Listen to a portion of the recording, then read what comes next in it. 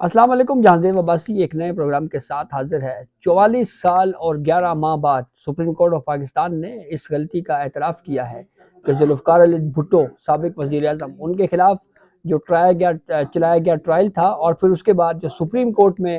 اس فیصلے کے خلاف اپیل آئی، اس میں ذوالفقار علی بھٹو کو شفاف ٹرائل سے محروم رکھا گیا۔ جی ہاں، یہ پاکستان کی جوڈیشل ہسٹری کا واحد فوجداری کیس ہے جس میں براہ راست لاہور ہائی کورٹ نے بطور ٹرائل کورٹ اس کیس پر پروسیڈنگ کی، اور پھر اس کے بعد معاملہ سپریم کورٹ پہنچا، اور پھر سپریم کورٹ کے بعد ریویو بھی اس کا خارج ہوا۔ اس کیس میں یہ بالکل واضح طور کے اوپر کہا گیا کہ جن ججز نے اس کیس کو سنا ان کے اوپر دباؤ تھا، اور دباؤ کے حوالے سے کچھ بکس بھی لکھی گئیں، کچھ انٹرویوز بھی منظر عام کے اوپر آئے۔ لیکن ایک چیز بہرحال بالکل کلیئر ہے کہ جو ٹرائل جس انداز میں چلایا گیا اور سپریم کورٹ آف پاکستان میں پھر یہ اس وقت کیس آیا، اس میں قانون کے تقاضے پورے نہیں کیے گئے تھے، اور یہی سپریم کورٹ نے ہولڈ کیا ہے۔ جو 5 سوالات صدر مملکت اس وقت کے سابق صدر آصف علی زرداری نے آرٹیکل 186 کے تحت سپریم کورٹ میں بھیجے تھے، ان میں سے 2 سوالات ایسے ہیں جس کا سپریم کورٹ کے اس 9 رکنی بینچ نے اس پہ ویو ہی نہیں دیا، اور 3 سوالات کا جواب دیا ہے۔ اور ان 3 سوالات میں سے بھی ایک سوال کا ایک پورشن یہ بھی تھا کہ کیا یہ جوڈیشل مرڈر ہے یا نہیں ہے، تو اس پہ سپریم کورٹ نے یہ کہا ہے کہ ہم جو شواہد ہیں اس کو اس وقت جانچ نہیں سکتے۔ یہ بالکل واضح ہے، اور یہ جب کورٹ پروسیڈنگ چل رہی تھی تو اس وقت بھی جسٹس منصور علی شاہ صاحب کی جانب سے، سردار طارق مسعود صاحب کی جانب سے، جمال خان منڈوخیل صاحب کی جانب سے یہ کوسچنز بار بار اٹھایا جا رہا تھا، یہ پوچھا جا رہا تھا کہ ہم ایڈوائزری جورسڈکشن میں ایک ایسا کیس جو فائنلٹی اختیار کر چکا ہے، جو حتمی ہو چکا ہے، اس کے شواہد کو کیسے دیکھ سکتے ہیں؟ اور اگر ہم نے دیکھا تو کیا ایک فلڈ گیٹ نہیں کھل جائے گا؟ کیا کیسز کے انبار سپریم کورٹ میں نہیں آ جائیں گے کہ آرٹیکل 186 کے تحت کل کوئی اور آ جائے گا اور یہ تقاضا کرے گا کہ یہ ہمارا کیس بھی دیکھا جائے، ہمارا کیس بھی دیکھا جائے، ہمارا کیس بھی دیکھا جائے؟ اچھا، ایک گیس کیا جا رہا تھا کہ یہ جو 9 رکنی بینچ ہے اس میں سپلٹ ویو آئے گا اور متفقہ فیصلہ نہیں ہوگا، لیکن آج جیسے ہی یہ رائے دینے کے لیے چیف جسٹس آف پاکستان قاضی فائز عیسیٰ کی سربراہی میں 9 رکنی بینچ آیا، تو چیف جسٹس آف پاکستان قاضی فائز عیسیٰ نے کہا کہ گڈ نیوز ہے، ایک اچھی خبر ہے، اور وہ اچھی خبر یہ ہے کہ یہ جو رائے سپریم کورٹ دے رہی ہے یہ متفقہ ہے، اس میں کوئی اختلافی ویو نہیں ہے۔ اور اختلافی ویو کیوں نہیں آیا، یہ اس پہ کچھ چیزیں ہمیں سمپلی نظر آ رہی ہیں، جیسے جو کوشچن نمبر 2 تھا کہ کیا ذوالفقار علی بھٹو کا جو فیصلہ ہے کیا یہ بائنڈنگ ایفیکٹ اس کا ہوگا؟ تو صدارتی ریفرنس میں جو دوسرا سوال تھا، سوال نمبر 2 یا سیکنڈ کوشچن تھا، وہ یہ تھا کہ جو اصول سپریم کورٹ نے ذوالفقار علی بھٹو کیس میں بطور عدالتی نظیر طے کیا ہے، کیا اس اصول کا اطلاق تمام ہائی کورٹس کے اوپر لازم ہے؟ کیا وہ اس کو فالو کریں یا نہ کریں؟ یہ وہ کوشچن تھا جس کے اوپر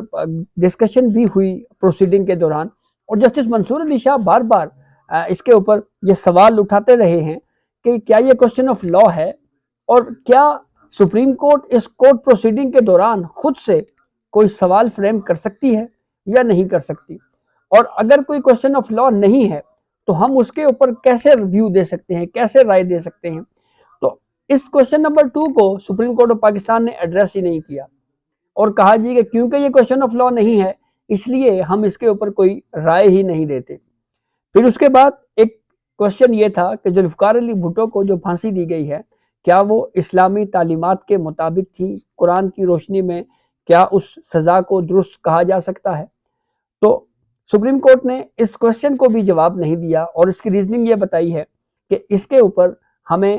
کہیں کسی عدالتی معاون نے کوئی معاونت ہی نہیں کی، تو چونکہ ہمیں عدالتی معاونت ہی نہیں ملی اس لیے ہم اس کوشچن کا بھی کوئی ویو نہیں دے رہے۔ اور جو اس حد تک تو سپریم کورٹ کے 9 ججز نے یہ متفقہ طور کے اوپر کہا ہے کہ ذوالفقار علی بھٹو کو شفاف ٹرائل نہیں ملا، لیکن جو ایویڈنس اس وقت ریکارڈ کیے گئے اس کی روشنی میں اس ججمنٹ کو سپریم کورٹ آف پاکستان نے کالعدم قرار کیوں نہیں دیا؟ اس کی ریزننگ بالکل سادہ سی ہے۔ سپریم کورٹ نے یہ کہا ہے کہ آرٹیکل 186 کے تحت یہ ایڈوائزری جوریسڈکشن ہے اور ہم صدارتی ریفرنس کے ذریعے وہ فیصلہ جو حتمی ہو جائے اس کو کالعدم قرار نہیں دے سکتے۔ اب فرض کریں اگر سپریم کورٹ ذوالفقار علی بھٹو کے اس فیصلے کو ہی کالعدم قرار دے دیتی تو پھر کیا ہوتا؟ پھر ایک ایسی عدالتی نظیر بنتی جس کے بعد کل کوئی بھی سپریم کورٹ آ جاتا اور سپریم کورٹ آ کے پھر وہ یہ موقف اختیار کرتا کہ اب ایک مثال موجود ہے آرٹیکل 186 کے تحت سپریم کورٹ نے ایک صدارتی ریفرنس کے اوپر ایک عدالتی فیصلہ کالعدم قرار دیا ہے، اس لیے اسی مثال کی پیروی کرتے ہوئے ہمیں بھی ریلیف دیا جائے، اور پھر ایک نیا پنڈورا باکس کھلتا اور مقدمات کا فلڈ گیٹ کھل جاتا۔ یہی تحفظات سپریم کورٹ کے اس 9 رکنی بینچ میں کچھ ججز جو ہے وہ بار بار کر رہے تھے اور سوالات اٹھا رہے تھے۔ تو اسی وجہ سے جب سپریم کورٹ نے اس کو سیو کیا تو جہاں پہ اس سوال کا جواب دینے کی ضرورت نہیں پڑی سپریم کورٹ کو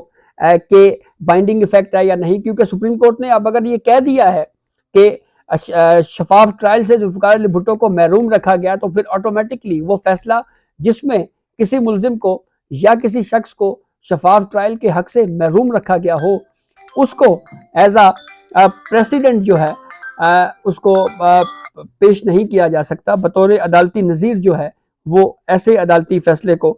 جو ہے وہ پیش ہی نہیں کیا جا سکتا۔ اور اسی وجہ سے پھر اب یہ ہمیں ایک سپلٹ ڈیسیجن نہیں نظر آیا بلکہ یہ ایک متفقہ فیصلہ ہم نے دیکھا، اور ایک جس میں سپریم کورٹ آف پاکستان کی جانب سے اب یہ کہا گیا ہے کہ ذوالفقار علی بھٹو کو فیئر ٹرائل نہیں دیا گیا تھا۔ ایک چیز بڑی امپورٹنٹ ہے، 2011 میں یہ ریفرنس آتا ہے اور 2024 اب مارچ میں جا کے یہ ڈیسائیڈ ہوتا ہے۔ اس میں جوڈیشری کا بھی فیلئر ہے کہ جتنے چیف جسٹس صاحبان گزرے وہ اس کیس کو کنکلوڈ نہیں کر پائے۔ ہم سپریم کورٹ کے میوزیم میں جب بھی جاتے تو ایک شیشے کے باکس میں سجا کے باقاعدہ طور کے اوپر وہ ریفرنس رکھا ہوا تھا، لیکن کسی نے بھی اس کو کنکلوڈ کرنے کی کوشش نہیں کی۔ 11 سال تک یہ معاملہ اسی طرح سے پینڈنگ رہا، اور پھر چیف جسٹس قاضی فائز عیسیٰ نے آ کر اس کو ٹیک اپ کیا اور اس کے اوپر ایک 9 رکنی بینچ بنایا، اور پھر اس کے بعد عدالتی معاونین مقرر کیے گئے، اور پھر ان عدالتی معاونین کے آرگیومنٹس مکمل ہونے کے بعد جو ہے وہ سپریم کورٹ نے یہ اپنا ویو دیا ہے، اور یہ ایک متفقہ فیصلہ ہے۔ یہاں پہ ایک دلچسپ بات یہ بھی ہے کہ یہ جو 9 رکنی بینچ ہے، اگر ہم پریکٹس اینڈ پروسیجر قانون کیس کا فیصلہ دیکھیں تو اس میں بھی جو میجورٹی ویو ہے وہ 9 ججز کا تھا، اور اس وقت یہ بالکل کلیئر ہوا کہ چیف جسٹس آف پاکستان قاضی فائز عیسیٰ صاحب جو ہیں ان کے پاس 9 ججز کی بالکل اکثریت موجود ہے، اور اگر یہاں پہ کوئی سپلٹ آتا، اگر کوئی یہاں پہ کوئی ڈفرینس آف اوپینین آ جاتا تو پھر شاید جوڈیشری کے اوپر یہ باتیں ہوتی کہ میجورٹی جو ہے اس میں فرق پڑا ہے۔ تو بہرحال اب یہ ایشو ڈیسائیڈ ہو گیا ہے، اور اس میں سپریم کورٹ آف پاکستان نے 44 سال اور 11 ماہ بعد یہ کہا ہے کہ جوڈیشری جو ہے اس وقت کی جوڈیشری جو تھی انہوں نے فیئر ٹرائل کا موقع نہیں دیا، اور اس ویو میں بھی سپریم کورٹ آف پاکستان نے یہ کہا ہے کہ عدلیہ کو اپنے ماضی کی جو غلطیاں ہیں ان کو سدھارے بغیر جو ہے وہ عدلیہ آگے نہیں بڑھ سکتی۔ تو یہ ایک اچھی چیز ہے، یہ ایک خود احتسابی کا عمل ہے، اور جوڈیشری میں بھی جو سیلف اکاؤنٹیبلٹی ہے وہ ہمیں نظر آ رہی ہے۔ تو یہ اب تک کی اپڈیٹ تھی جسے ہم نے آپ کو آگاہ کیا، بہت شکریہ۔